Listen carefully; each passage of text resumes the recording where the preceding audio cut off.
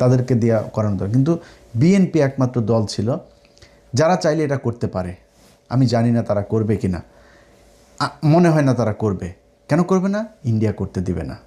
ইন্ডিয়ার সমস্যাটা কোথায় দেখেন, ইন্ডিয়ার বিষয় হলো মুক্তিযোদ্ধাটাকে নিয়ে এমন কিছু প্রোপাগান্ডা তারা ইস্টাবলিশ করেছে গত 55 বছরে, এটা দিয়ে আমাদের বাংলাদেশের মানুষের ভিতরে বিশাল ক্ষোভ থাকবে পাকিস্তানিদের প্রতি। পাকিস্তানিরা খুব খারাপ, পাকিস্তানিরা লক্ষ লক্ষ দেন, 2 লাখরা এখন 4 লাখে নিয়ে এসেছে। তো আমি বাংলা এডিশন থেকে শুরু করার পরে আমরা কয়েকজন নারীর বক্তব্য নিলাম।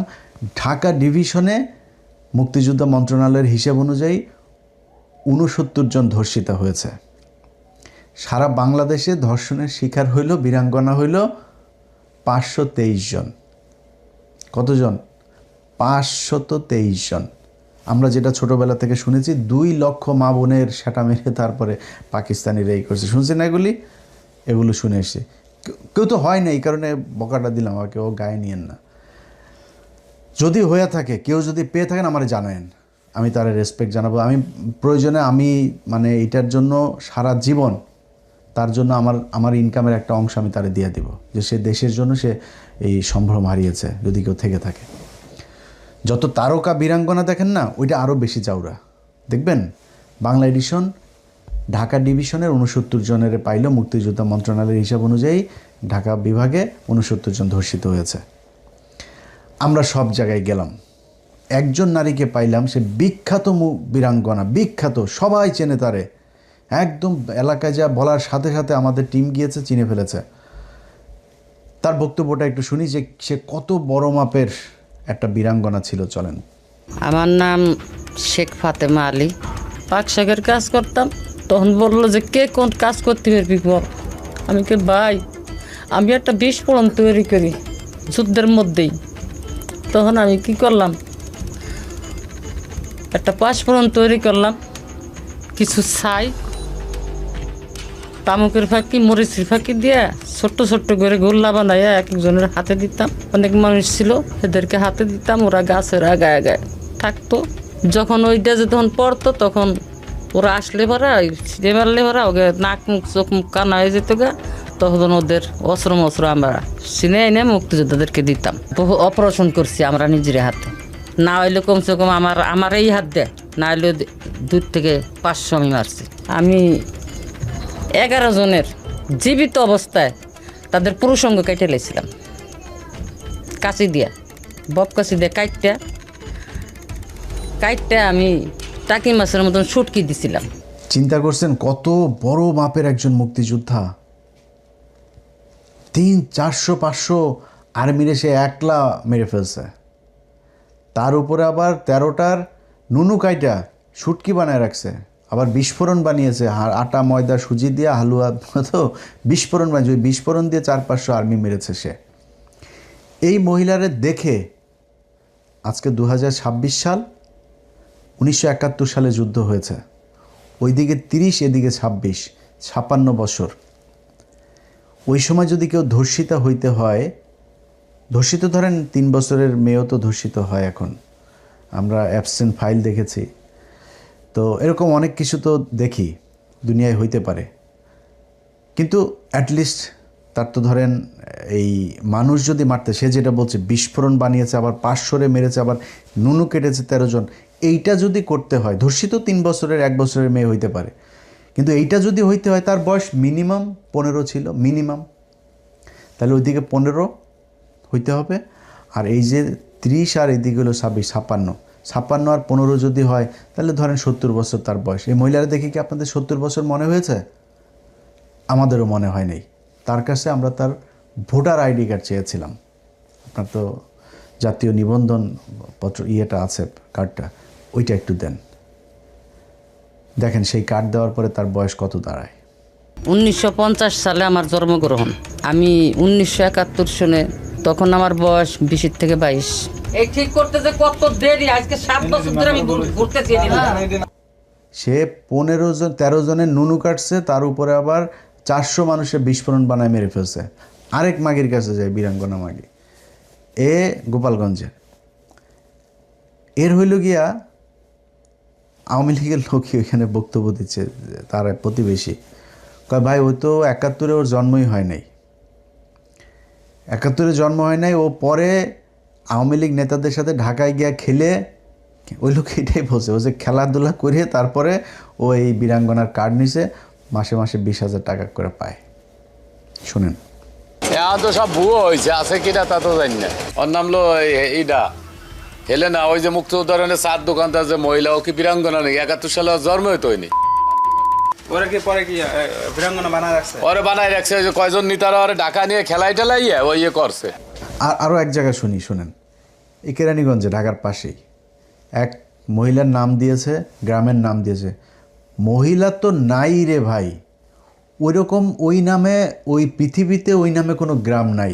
ওই এলাকার ইউনিয়ন চেয়ারম্যান যিনি, এলাকার মানুষ সবার কাছে জিজ্ঞেস করে আমরা খুব চেষ্টা করেছি তারা খুঁজে বার করতে। আমি আমার টিমরে বারবার, না ভালো করে দেখেন, খোঁজ নিয়ে দেখেন, আবার ভুল হইলে হবে না, এটা কিন্তু খুব সেন্সিটিভ একটা ডকুমেন্টারি। দেখেন, শোনেন কি করে।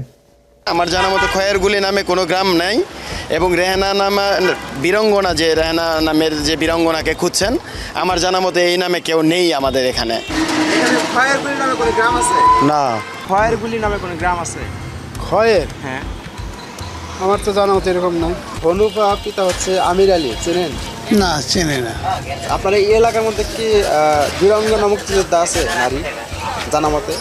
না, আমার জানা মতো নাই। হনুপা বেগম পিতা আমির আলী একজন বীরাঙ্গনা মুক্তিযোদ্ধা আছে, আপনি চেনেন?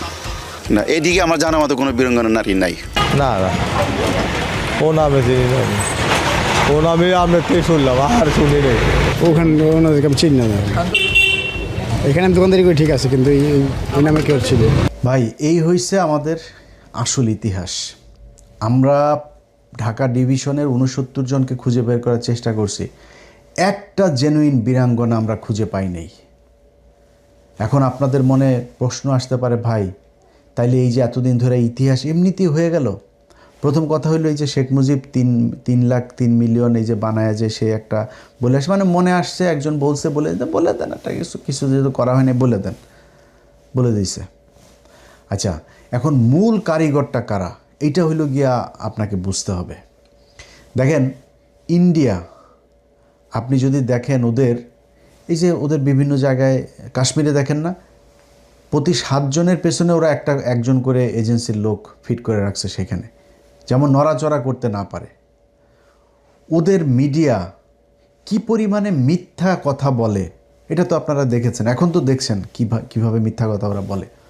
জীবনে ইভেন ওরা পাকিস্তানের সাথে যে যুদ্ধ করে, এগুলোতে ওরা মিথ্যা কথা বলে। ওরা যে সিনেমা বানায়, দেখেন না, এই সিনেমা বানায় মানুষের মানে আকৃষ্ট করা, কালচারালি একটা মানুষকে বায়াস করা, তাকে ইনফ্লুয়েন্স করা, এইটা ইন্ডিয়া বহু আগে থেকে শিখেছে।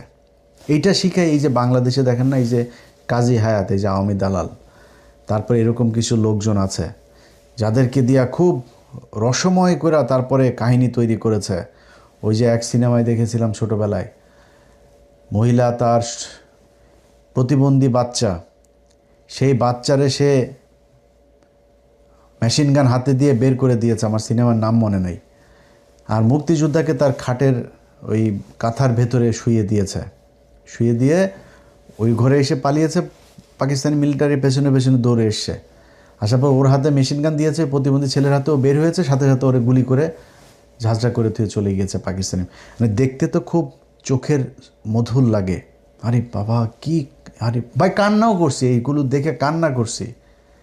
কি সুন্দরভাবে আপনাকে বুঝাইছে ভাই। এই ভারত আমাদেরকে এইভাবে পাকিস্তানের সাথে একটা খারাপ সম্পর্ক তৈরি করে রাখার জন্য এই কাজগুলো করেছে। পাকিস্তানকে কিছু হইলেই বলা হয় পাকিস্তান আমাদেরকে বঞ্চিত করেছে, নিগৃহণের আমাদের 23 বছরের ইতিহাস, এই সে এরকম বক্তব্য শোনেন না। এই যে বক্তব্য, এই বক্তব্যগুলো ভারতের তৈরি। পাকিস্তান আমাদেরকে বিশাল আকারের বঞ্চনার শিকার করেছে। পাকিস্তানের যে কটা মিল, কল, কারখানা যা দিয়ে গিয়েছিল, সব কটা এই স্বাধীন 55 বছরে আমরা আস্তে আস্তে সব বন্ধ করে দিয়েছি। এটাই হচ্ছে আমাদের বঞ্চনার পরে এখন উন্নত জীবন, বীরের জাতি আমরা এখন। এই পাকিস্তানের সাথে ধরেন কিছু এই কয়দিন আগে দেখলাম, ওই যে ফজা পাগলা, এই শালা ভুয়া মুক্তিযোদ্ধা আরেকটা, এই ভুয়া মুক্তিযোদ্ধা ওই দিন বলতেছে আমাদেরকে সেনাবাহিনীতে যেতে দেয় নাই, আমাদেরকে। শালা তুই সেনাবাহিনী হইতে পারবি? তো সেনাবাহিনী হওয়ার ক্ষমতা আছে, তুই কেমনে হবি সেনাবাহিনী? সেনাবাহিনী হওয়ার যার ক্ষমতা আছে, যার মেধা আছে, যার ওই এখন আমাদের বাংলাদেশের এই যে মাজা ভাঙা যে সেনাবাহিনী, এইটারও তো আপনার এইখানে করতে গেলে যখন আপনার ওই যে ওদের ট্রেনিং চলে, এই ট্রেনিং করতে গেলে ভাই আপনি আমি আমাদের পক্ষে সম্ভব না তো এটা। এটার জন্য আলাদা ওই মানুষ আছে, সেই তাদের ওই মেধা, ওই শারীরিক যোগ্যতা, শারীরিক উচ্চতা, সক্ষমতা, গঠন গড়ন, মেধা সব কিছু থাকতে হবে। তো এগুলো ছাড়া তো আপনি পারবেন না। হঠাৎ করে আপনার সামনে একটা প্লাস্টিকের সাপ ফেলাই দেবে, জীবন্ত সাপ ফেলাই দেবে, আপনি আপনার মুভমেন্ট কি? আপনি রাতে ঘুমান কিভাবে? কোন দিকে ফিরা ঘুমান? উপর হইয়া ঘুমান কিনা? নাক ডাকেন কিনা? একটা সেনাবাহিনীর বহুত কিছু দেখে তারপরে সেনাবাহিনীর অফিসার নিয়ে করা হয়। তার যে ট্রেনিং, এই ট্রেনিং আপনাকে করার জন্য শারীরিকভাবে সক্ষম হইতে হবে, নাহলে তো আপনার দিবে না। তো পাকিস্তানের কি বাংলাদেশের কেউ সেনাবাহিনী হয় নাই? জিয়াউর রহমান সেনাবাহিনী হয় নাই, মেজর জলিল সেনাবাহিনীতে যোগ দেয় নাই। বাংলাদেশের সেনাবাহিনীতে তখন কেউ ছিল না, যে মুক্তিযুদ্ধে যারা এসেছিল তারা সবই তো বাংলাদেশের সেনাবাহিনী। তো তারা হয় নাই, তারা কেমনে হইল? কিভাবে তারা করলো? এখন আজকে আপনারা সরাসরি আমি সব বর্তমান দিয়ে আপনাদেরকে উদাহরণ দিই, খুব ডিপে যায়। আপনার ইতিহাস পড়ারও দরকার নেই, জানারও দরকার নেই, কারোর কথা বিশ্বাস করবেন না। এটা হইল কি আপনার মূল পয়েন্ট।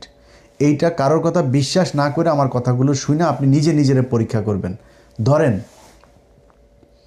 আজকে বাংলাদেশ পাকিস্তান আবার ফের এক হইল, কথার কথা হয়ে তারপরে মনে করেন বলল এখন এক হয়ে গেলে বাংলাদেশ আর পাকিস্তানের যে ক্রিকেট টিম, এই ক্রিকেট টিমটা কি হবে? এক হবে না? তখন তো এক দল হবে। এক দল যখন হবে, এখন যদি আপনি বলেন যে পাকিস্তানের টিমের থেকে বাংলাদেশ টিমের, এখন তো তাও বাংলাদেশ টিমের অবস্থা তাও তুলনামূলক ভালো আছে। আজ থেকে 10 বছর আগেও যদি হিসাব করি, তো যদি বলা হয়তো পাকিস্তান আর বাংলাদেশ মিলে একটা টিম বানানো হবে, তো বাংলাদেশের কয়জন চান্স পাইতো? সর্বোচ্চ সাকিব আল হাসান চান্স পাইতো। আর কি একজনও ছিল বাংলাদেশে যে কিনা, ইভেন এখনও আপনি কতজন পাকিস্তান দলে যা চান্স পাবেন? পাকিস্তানের এই নিয়ে এখনও রাজনীতি, ওরা তো রাজনীতি করে ওদের জীবনের বহুত দেশেরও ক্ষতি হয়েছে, ওদের এই রাজনৈতিক যে দ্বন্দ্ব এগুলো নিয়ে ওদের নিজেদের প্লেয়াররাই বলে ওদের ভেতরে এখনও রাজনীতি চলে। সেই রাজনীতি করতে গিয়েও পাকিস্তানের এখনকার যে দলটা আছে, সেই দলের সাথে বাংলাদেশের কয়জন গিয়ে সেখানে টের পাবে? ভাই ওরা দেখতে, ওরা আমাদের চাইতে যোগ্যতা, শিক্ষাগত যোগ্যতা, আপনি পৃথিবীর যেই প্রান্তে যে আছেন, আমি আমার আমেরিকার খবর জানি, আমরা কোন জায়গায় আছি আর পাকিস্তানিরা কোন জায়গায় আছে সেটা একটা বাঙালিরে জিজ্ঞেস করেন, একটা আওয়ামী লীগের লোকেরা যাই জিজ্ঞেস করেন যে ভাই পাকিস্তানের লোকজন আমেরিকায় কি করে? ওরা ভাই ওরা যদি চুরিও করে খুব স্মার্টলি, আমাদের যাতে বহু বড় চুরি করবে। তো পাকিস্তানের লোকের সাথে এখন আপনি যদি দেন যে ওরা যা যেরকম ছিল ওইটার মধ্যে আমাদের লোক অর্ধেক দিতে হবে, অর্ধেক না, তোরা তো দেশ হিসাবে করেছে, তো সেই হিসাবে আপনারা হয় নাই। তো তারপরেও ধরেন তর্কের খাতিরে ধরলাম পাকিস্তানিরা স্বজনপ্রীতি করেছে। আচ্ছা আমার দেশের আজকে 55 বছর বয়স হইল, আপনি এখন ঘুষ ছাড়া চাকরি পান তো, তাই না? আপনার মামু খালু না থাকলে চাকরি পান নাকি? নিজেরে কোশ্চেন করেন এই ব্রেনের মধ্যে, তাইলে উত্তর পেয়ে যাবেন। সো এই জিনিসগুলো দিয়ে আমাদেরকে যদি নাকি বলা হয় দুই দেশ আলাদা হয়ে যাইতে হবে, আলাদা হয়ে গিয়েছে, যুদ্ধ শুরু হয়ে গিয়েছে, ভাই তাহলে তো বাংলাদেশ প্রতিদিন আলাদা হবে, এক ভাগে ময়মনসিংহ একদিকে যাবে, খুলনা আরেকদিকে যাবে, সিলেট আরেকদিকে যাবে, সব আলাদা হয়ে যাবে, কেউ থাকবে না। যদি ওইটাই পয়েন্ট হয় যে আমরা এই চাকরি বাকরির ক্ষেত্রে হয়, এই করা হয়, আমাদের বঞ্চিত করা হয়, তো গোপালগঞ্জে এতদিন ধরে যে গোপালগঞ্জে যা করা হয়েছে, এখন আবার ধরেন পুলিশের অনেক অফিসার আছে যারা কিনা বগুড়ায় বাড়ি হইলেই সে কী করেছে আর দেখার দরকার নেই, বগুড়া বাড়ি হইলেই তারা ভালো পজিশনে আছে, পুলিশের নিজেদের কথা। তো এটা তো ভাই হয়ই, হচ্ছে, আগেও হয়েছে। এখন আমাদের মূল পয়েন্টটা হচ্ছে যে বাংলাদেশ পাকিস্তানের থেকে আলাদা হয়েছে। পাকিস্তানের সাথে 1971 না হইলে 81-তে হইতো না, 91-তে হইতো না, 26-এ হইতোই। এত দূরে দুইটা দেশ একসাথে জীবনও থাকতো না, আমি নিজেও চাইতাম না যে থাকুক, আলাদা হয়ে যাইতো। আলাদা হওয়ার পরে এখন আমার কি দরকার ভাই, সেটা হলো মূল কোশ্চেন। এই ইন্ডিয়ার এই 2 লাখ আর 30 লাখ মা বোনের এই বালছাল এগুলি ধনপন এগুলি যদি শুনা, ভাই আমার কথা ভালো না লাগলে আপনি জরিপ করেন, আপনিও এটা অনুসন্ধান করেন, আপনার বিএনপিরও তো এখন আমাদের কথা ভালো লাগে না, বিএনপিরে বলবো বিএনপি করুক, তার রাষ্ট্রীয় ক্ষমতায়, তার মন্ত্রণালয় আছে আলাদা একটা, করেন আপনি, করে তারপরেই করেন। এটা করবেন না। এটা করবেন না কেন? এটা করবেন না কারণ হইছে এইটা নিয়েই রাজনীতি করতে হবে, এটা না থাকলে আর রাজনীতি থাকবে না। যে কারণে তারা এই নিয়ে রাজনীতি করে। আর ইন্ডিয়া ওইখানে এই মুক্তিযোদ্ধার বাল দিয়া দুই পাকিস্তানের মানুষের মধ্যে মনে করেন এই যে মানে তাদের দা কুমড়ো সম্পর্ক, সেই 1971 সাল থেকে এই 2024 সাল পর্যন্ত এটা চালিয়ে রেখেছে। এই ধন ফোন 71-এর এই বাল দিয়া বাংলাদেশের মানুষের আলাদা করা যাবে না। আমরা এক, পাকিস্তানের মানুষ মুসলমান, আমরা মুসলমান, মুসলমান মুসলমান ভাই ভাই। আমার দরকারে সে আসবে, তার দরকারে আমরা যাব, তাদের সাথে আমার সর্বোচ্চ ভালো একটা সম্পর্ক থাকবে। আজকে পাকিস্তানের আমরা মনে করি যে পাকিস্তানে মনে হয় খালি কিছু মসজিদের মধ্যে বোম টোম পড়ে থাকে, এটাই পাকিস্তান। পাকিস্তানে যায়, পাকিস্তানের যেসব ব্লগাররা গেছে তাদের কাছে এখন পাকিস্তানের শত শত মানুষ ওইখানে ট্রিটমেন্টের জন্য যায়। আন্তর্জাতিক মানের হসপিটাল রয়েছে তাদের, করাচি, লাহোর, এইসব জায়গায় যায়েন। কি হসপিটাল আপনি গুগলে সার্চ দেন, তাদের যেই আপনার আমাদের বুয়েটের মতো তাদের ওইখানে যেই মানের বিশ্ববিদ্যালয় আছে ভাই, তারা আমাদের যেই 23 বছরে বিশাল নিবৃত করে গিয়েছে বলা হয় না, এই 23 বছরে এই যে বুয়েট টুয়েট যা দেখেন এই পাকিস্তান করে দিয়ে গিয়েছিল, সেইটাই করে খাচ্ছে এখনও। এই যে আজকের আর্মির যে না, আর্মির আমাদের যে ডিওএইচএস আছে না, এরা কি সুন্দর করে বাসা এইটাও পাকিস্তানের করা। পাকিস্তানের ওইটার নাম হলো DHA, আমাদের এটার নাম দিয়েছে DOHS। এই যে মিলিটারি হাসপাতাল, এই হাসপাতালগুলো তাদের আইডিয়া, তারা করছে এগুলো। তাদের যেই ভালো ভালো জিনিসগুলো সেইটার উপরে বেস করে এখনও দেশটা টিকে আছে, এর বাইরে কিচ্ছু করতে পারেন নাই। পাকিস্তানের সাথে আমাদের কোনো সমস্যা নাই, এবং পাকিস্তান যে এই যে 71 এই কাজগুলি করে নাই, এটা এই যারা বলে যে বিডি নিউজ 24, তারপরে যে প্রথম আলো, ডেইলি স্টার, টেলিস্টার যা যা আছে, এরা যে বলে না, এরাও কিন্তু জানে এটা যে বানানো। আপনি তার এই যে বিডি নিউজ 24 এই নিউজটা ভালো করে পড়লে দেখবেন যে রসালো এক উপন্যাস, সে একদম ভুয়া মিথ্যা কথা। 7 মাসের বাচ্চারা বলে গর্ভপাতের আবার বিশেষজ্ঞ সে ওই সময়ের। তো এই মিথ্যা কথাগুলো তারা কেন বলে? এগুলো বলার পিছনে একটা বিশাল স্বার্থগত কারণ আছে।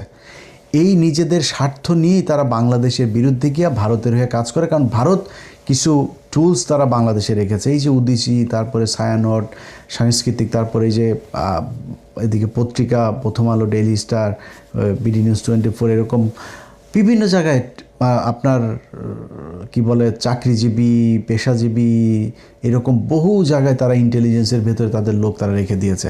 তাদের কাজ হলো খালি গুতাগুতি করে খালি পাকিস্তানের সাথে সম্পর্কটা খারাপ রাখবে। তোরা বাঙালি এনে পিসা মারবো, তোরে কিচ্ছু বলতে পারবে না, পাকিস্তানের কাছে যাইতে খাউমাউ করে কাঁদতে যাইতে পারবে না, পাকিস্তান যেন তোরা সাহায্য করতে না আসে, তোর সাথে পাকিস্তানের সম্পর্ক ওই রকম বানায় রাখবো।